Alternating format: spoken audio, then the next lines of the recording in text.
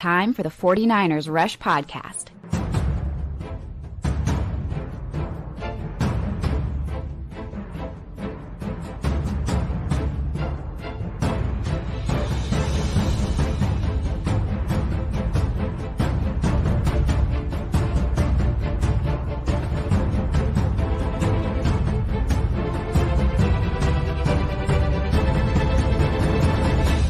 And here's your host, John Chapman. What is going on, faithful? Coming to you bright and early in the morning. I apologize for the time. We're going live 5:50 a.m., which is ridiculous, on the 6th of August. And the main reason why, I have to go to training camp in less than an hour. So I tried to wait off as long as I could to go live to talk about this. Brandon Aiyuk, the madness has reached a new level. The 49ers came out. Now, he has not been traded as of now. And, I just kind of want to go through everything that's going on, what my take on it is, and all those different things. The 49ers and Matt Mayoko, and I say that collectively for a reason, put out, this article last night that the 49ers have a trade framework kind of agreed upon with two teams, the Cleveland Browns and the New England Patriots. Okay, like basically say, look, man, you work out a deal with one of these and you get traded. Now, a couple things. The Pittsburgh Steelers, where he wants to go, they don't have anything agreed to. And the Washington Commanders, who he also wants to go to because, Jadon Daniels, his old buddy from Arizona State, they pulled out of trade negotiations. So the 49ers hold all the cards here. I still believe that. Things have not gone the way the 49ers want to go. And I truly do believe that this is the calling of a bluff, the 49ers to Brandon Aiyuk. He did the hold in, let everybody know they don't want me, staged that corny-ass video with Jadon Daniels like, oh, they don't even want me. They told me they don't want me back, which was like stupid, whatever else. He was going by the Debo playbook. Well, the Debo playbook took a turn when he started doing a little, and again, I don't fault him for doing anything. I don't fault Debo for doing anything. They're fighting for generational wealth that they have earned because of how they have played in this sport. And I hope that he gets paid. The difference is the 49ers have had an offer on the table, $26 million per year, right? Back to that, Silver report, whatever you want to do with that. But he's wanting 30 plus. There's a gap there. And it's only like $4 million a year. And the 49ers are playing hardball. They really, really are. And they're like, look, man, if you want this trade, go get this trade. You can go get paid your $30 million a year with these two teams. Now, it's not the teams right here, Strawberry. They picked the two teams he doesn't want to go to. Yeah. This is negotiating and posturing and saying, hey, if it's all about the money, buddy, good luck. You go to these cold-ass weather teams that don't have success, and you play with Deshaun Watson, or you play for one of the worst rosters in the NFL in New England. Now, he doesn't want to go there. He doesn't. And it makes sense. And, there were some reports out there from some Cleveland and Patriots writers with, 100,000 plus followers, whatever. If you want to give them credence, that's cool. Saying his agent basically said, we don't want to do a deal with you. This was before the Mayoko report.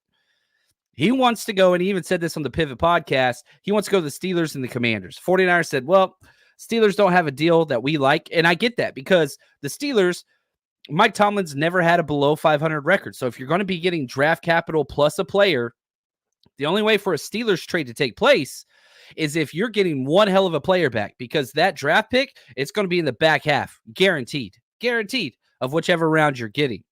So then you look at the Steelers, it's like, man, what wide receiver could you get from them? And it's like, not good. They're not trading Pickens. That's not coming across in that deal. There's nothing really significant there that's going to help you this year. So for the 49ers, you're like, man, and again, I see all these trade stuff being put out there.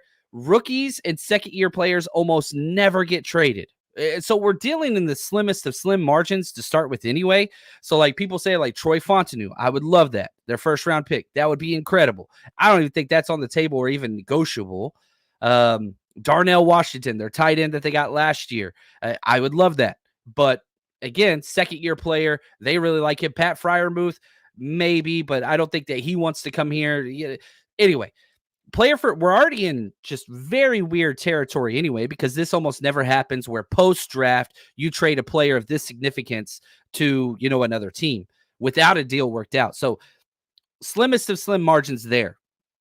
Now, the 49ers basically, again, I think it goes back to this. You've got this deal, $26, $27 million a year. You're saying it's not going to work for you? Cool. Go trade to one of these two teams.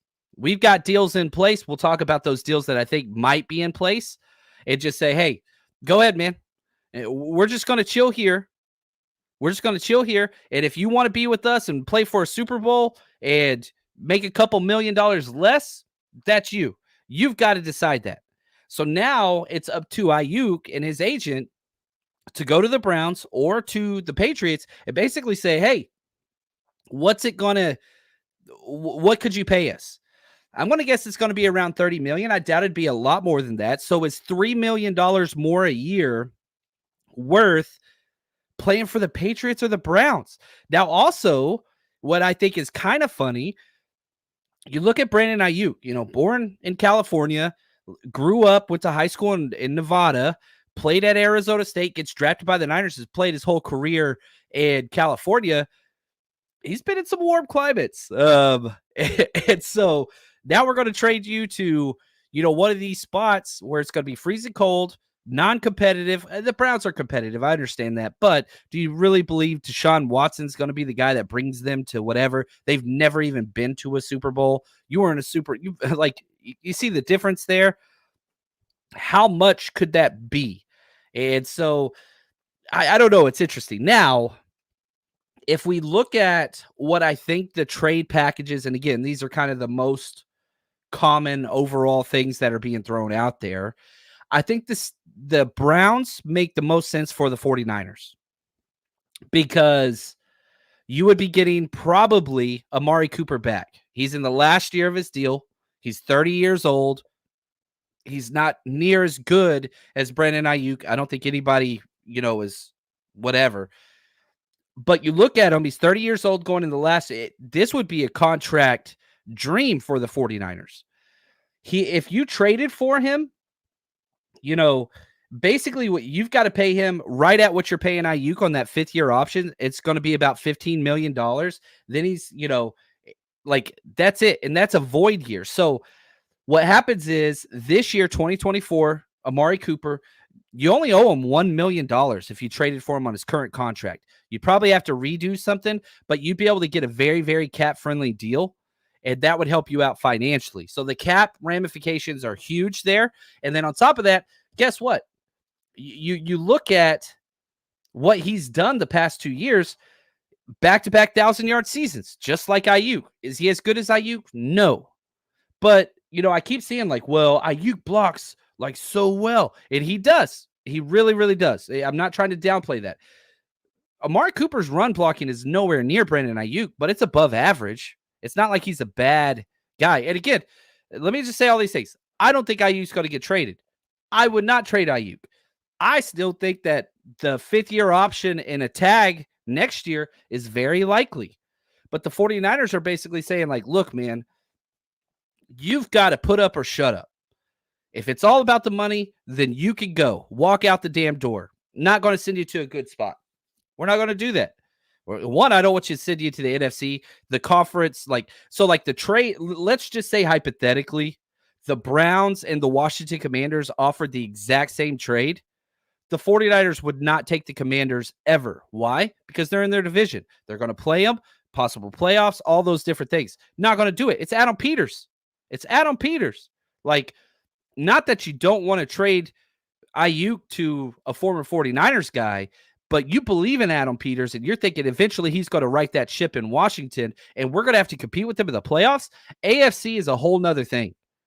So, again, if all these offers were the exact same, you take New England first because they're the worst team by far. So whatever draft compensation you get is going to be better. Then you would take the Browns. Then you would take the Steelers. Then you would take the Commanders, last case scenario. Now, that's not to Brandon Aiyuk's liking, but that's what it is. Now, back to this Amari Cooper thing in the Browns. I think that the trade parameters would be Amari Cooper in a third or Amari Cooper in a fourth. Probably more likely Amari Cooper in a fourth. So you're getting a player now, and you're getting a decent draft pick, because the Browns are kind of in 50-50 territory, similar to the Steelers. So that's what I think. Now, if we look at the Patriots are a bottom 5 team in the NFL, no matter how you look at it. That roster is devoid of talent. They're trying to build around Drake May, who I actually like a considerable amount. Terrible O-line. They've got a lot of number 2 and number 3 wide receivers, whatever else. So the most common name is Kendrick Bourne coming back. And I'm just like, eesh. Kendrick Bourne's a good player. And I love Kendrick Bourne's attitude. I love Kendrick Bourne's moxie. He's familiar with the system. He can help and do all those things. That's great. But he does not benefit you at all this year. Kendrick Bourne doesn't help you. Yeah, another guy in the rotation, but I was just talking about the other day at training camp. I have no clue how in the world they're going to pick their last 2 wide receivers. Is Kendrick Bourne better than Ronnie Bell, Danny Gray, like any of those guys? Chris Conley? I'm sorry, I'm taking Chris Conley. Now, that might be ridiculous, but you look at the blocking. People forget Kendrick Bourne was the worst blocker, wide receiving blocking, run blocking guy we had on our team the entire time he was here. And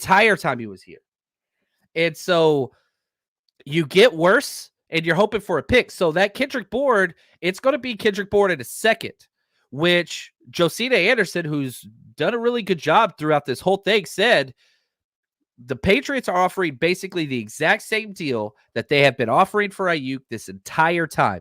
And news came out that they offered the number 34 overall pick for Brandon Aiyuk before the draft. 49ers said no. I would have said no too. I said top 20 pick, or we're not even, this isn't even being, arranged. So now that tells me it's a second round pick with maybe a little extra gravy on there, probably Kendrick Bourne, which I don't like. Not that I don't like Kendrick Bourne. I do. I don't think Kendrick Bourne helps the 49ers at all this year over what you already have. I really don't. Juwan Jennings is 100 times better than Kendrick Bourne. I don't even think it's close. Now, Kendrick Bourne might have a little bit more speed, but not much. You lose all the physicality. He's not, the vertical threat anyway. It's just another one of those guys that I feel like you already kind of have. I really, really do. Now, another thing. People keep asking me, man, has Ricky Pearsall looked that good in camp that they're comfortable moving off of Brandon Aiyuk? The answer is no. The answer is heck no. Not that Ricky Pearsall's looked bad, but Ricky Pearsall is still behind Chris Conley, Ronnie Bell, Danny Gray on the depth chart and the rotations. Maybe that changes soon. And I think eventually he's going to pass those guys, obviously. But like rookie wide receivers in the Shanahan system, that's steep. It's a steep learning curve. That's not a simple process.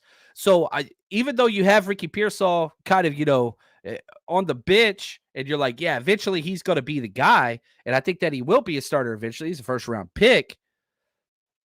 I don't even think that's close. Like, I don't think he factors even into the equation. I really, really don't. I saw somebody, sorry, the chat's blowing up, and I really appreciate you guys.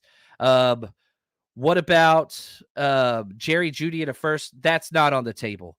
That is not on the table. I don't think that a first-round pick is on the table at all. Plus, Jerry Jeudy, they just paid a ridiculous amount of money to. So the contract doesn't really even work that well. It works, but I don't think the 49ers, I don't think the Cleveland Browns would be into that. They just did a $41 million guaranteed. So they've already paid out $41 million on the $52 million contract. So I don't think that there's any way Jerry Jeudy takes part in this. Again, first year rookies and first year contracts, like big contracts, like that's a $52 million deal that they signed Jerry Jeudy. You can't trade those. This ain't the NBA or any of that stuff. Like, they already paid $41 million for him. They don't get that back.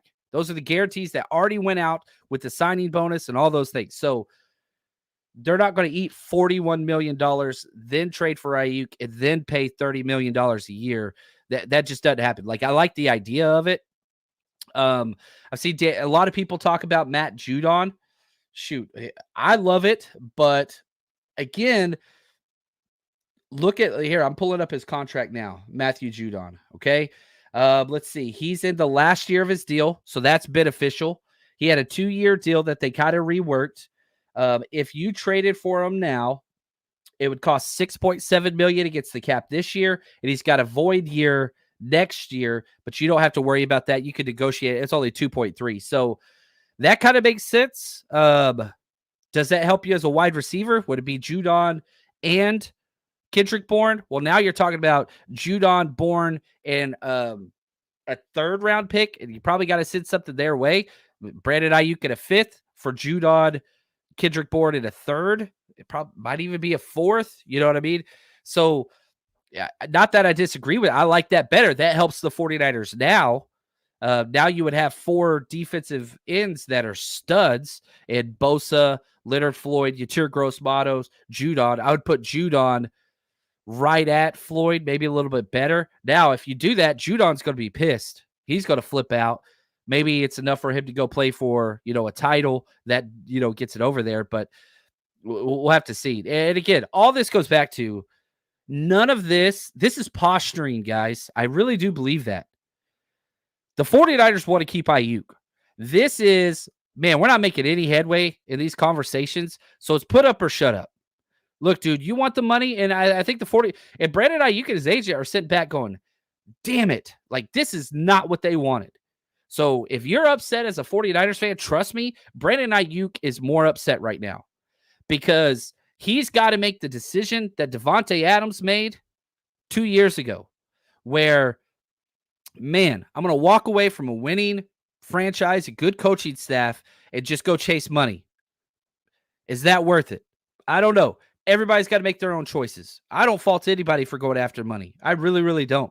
And I think Brandon Aiyuk has earned whatever it is he wants.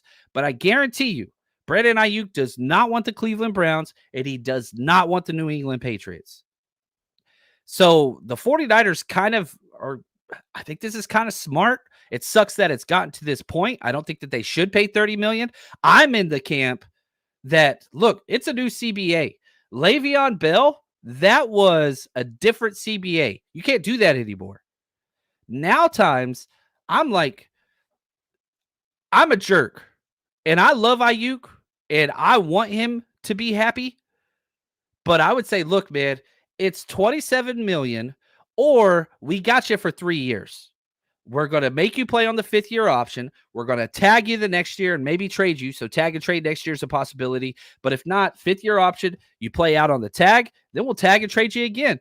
And if we got to let you play for 3 years and then walk out the door, so be it. We'll still get compensation pick, which will probably be a 3rd-round pick, comp pick. And on top of that, like, our Super Bowl window's open now. We want you for 5 years. That's what we want. But we're not going to pay you $30 million. And I understand that maybe that's what your value is. That's what your market is. But sorry, the CBA says we have complete and utter control. And if you don't like it, you can sit out. But if you do sit out, your contract tolls. It's not Le'Veon Bell.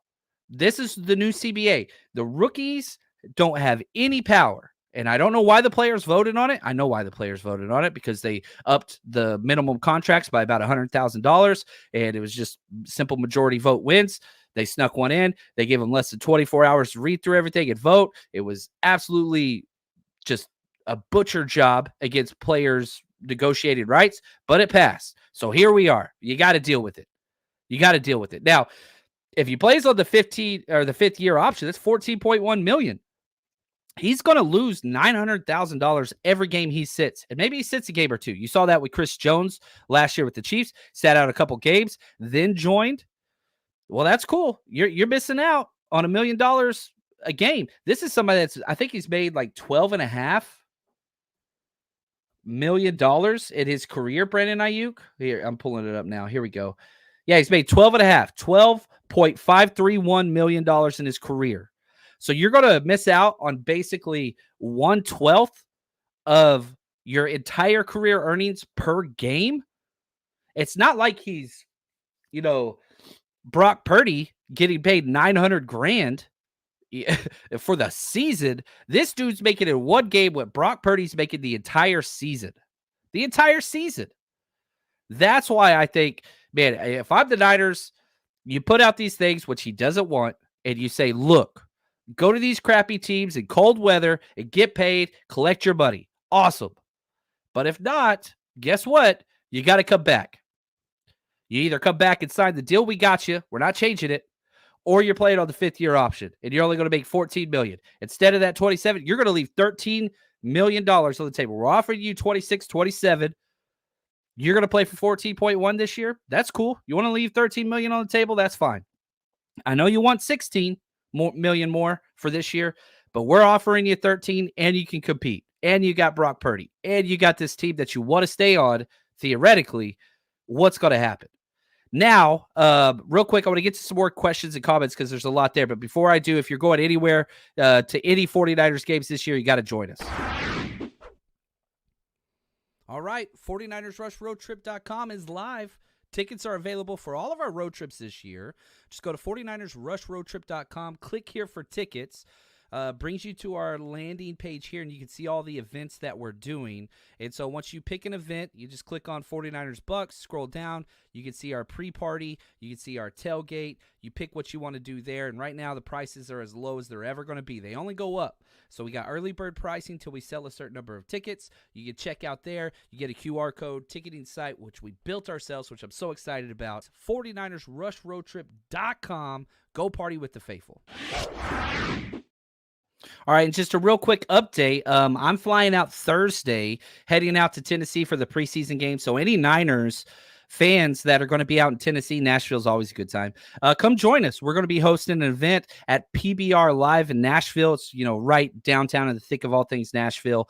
Starting at 2 p.m. the day of the game. It's $10 at the door. First drinks free. Going to be a really good time.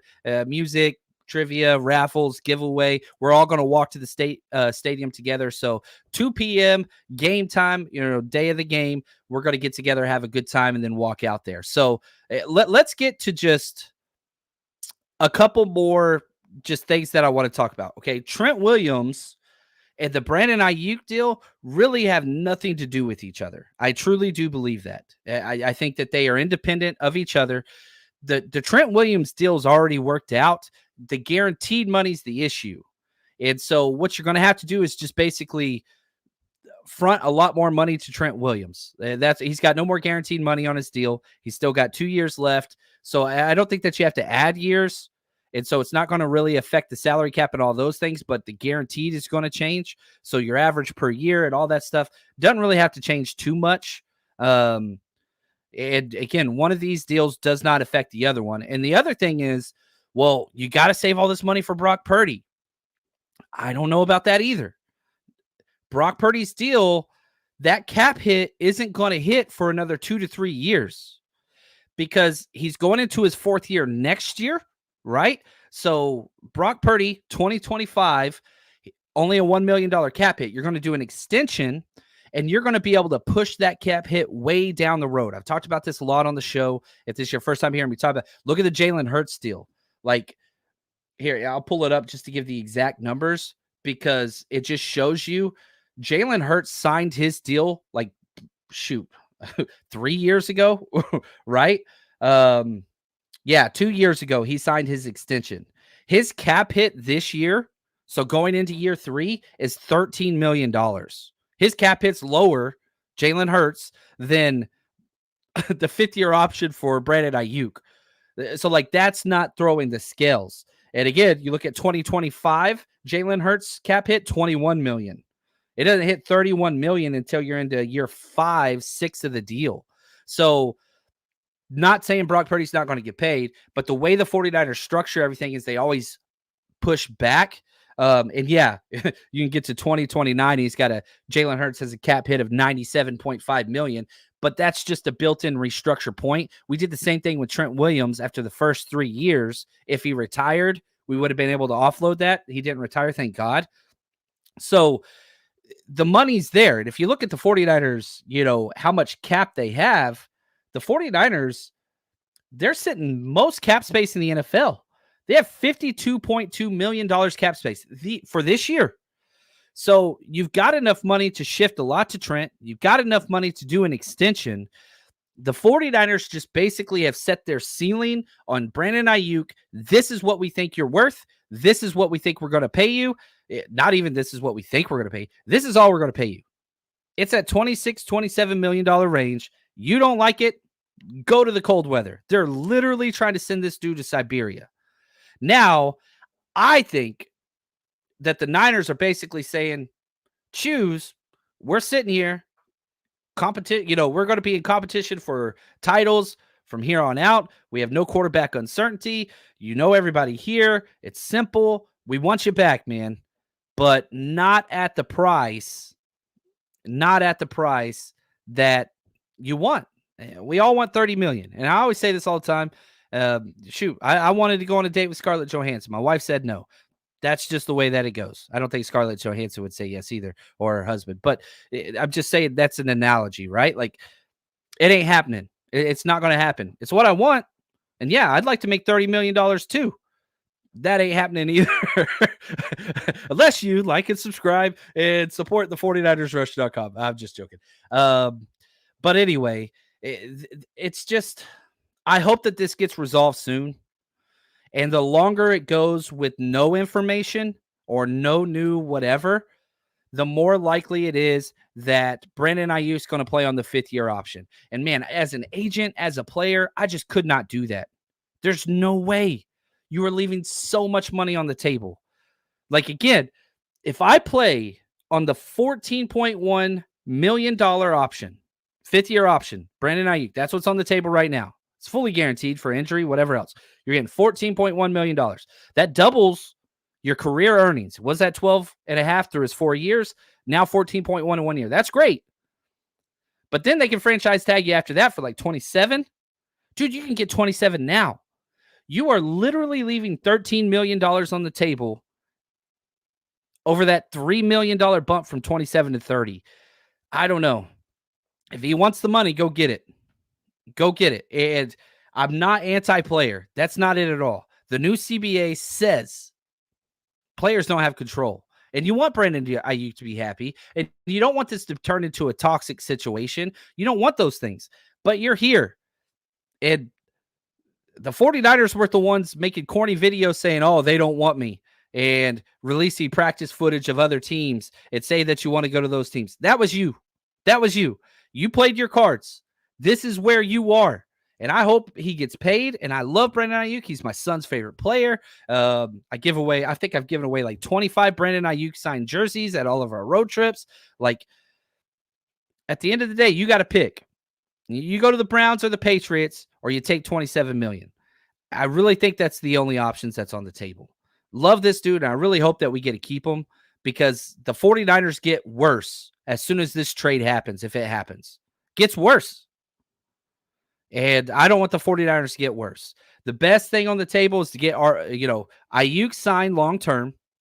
Next best thing is Aiyuk 5th-year option, cap at least 2 years, then let him go, or cap and trade, whatever else. The next best option would be Amari Cooper and probably a third. I don't even want anything to do with that New England trade. I just don't want it. That pick would be a top 40 pick next year, but we see what we do with draft picks. And I don't think that we're a bad drafting team, but we sit them. So if you do the New England Patriots trade for Kendrick Bourne and a 2nd-round pick in 2025, okay, well, you draft a guy in 2025. We redshirt our rookies. Now you're waiting until 2026. I don't want to wait that long. That's layaway. If you're going to do that, you should have done it beforehand. And yeah, right here, Jay, Aiyuk don't want to leave. This is all just BS business tag. And I've fought tooth and nail not to talk about this stuff. But now we have trade offers on the table, confirmed by NFL sources that are legitimate and not Ricky B, Utah, 57319er, like with 500 followers or whatever. Like my rule of thumb for breaking news, I can't have more followers than you. I'm sorry. I just can't. Not that I am the threshold for credibility. I'm not an insider. I don't have sources. I don't want sources. I'm a fan that goes to all the games and gets people together and has drinks and have a good time. That's all I want. And so I don't know. Ricky B, 49er Utah at 37959er. I apologize if I offended you. Keep doing your thing, man. And so right here, Dan, do we still have Parang? Yeah. Parang Marante. He is still the one managing things. And I think that he's done very well. And I think another reason why we're here is probably one of his biggest mistakes. And I contribute this. This is a Shanahan Lynch, Jed York, Parag Marante. All of those people, you have to put them together. I think that you have to. The DeForest Buckner trade didn't go well. They chose Armstead, Jimmy Ward, Kinlaw over DeForest Buckner. And why did that trade happen? Because they started negotiating before the draft and realized, man, we're really far apart. Let's go ahead and trade them away. Trade obviously didn't go the way that everybody else wanted to go, so they changed their playbook. And they said, look, man, we're not going to negotiate these trades till after the draft so that we have all the leverage and that we can't have the Buckner thing happen again. And it's worked. Kittle, Warner, Bosa, Debo. It has worked time and time again until Brandon Aiyuk. And it is still a possibility this deal gets done and he's here long term. So I still believe that it is. But it's not always going to work. Like marriages don't always work. Relationships don't always work. Sometimes, it's funny because I always talk to people. I've been married for like 18 years. Like I say, like, man, if both people want to be together, it's going to find a way. The problems happen whenever one person don't want to be together anymore. It doesn't matter what the other person does. If one person wants out, bye. And like, I appreciate your time here. Awesome. And that's Brandon Aiyuk right now. The 49ers are sitting there saying, look, dude, we want you. I'm sorry you think you're worth this. This is what we can pay.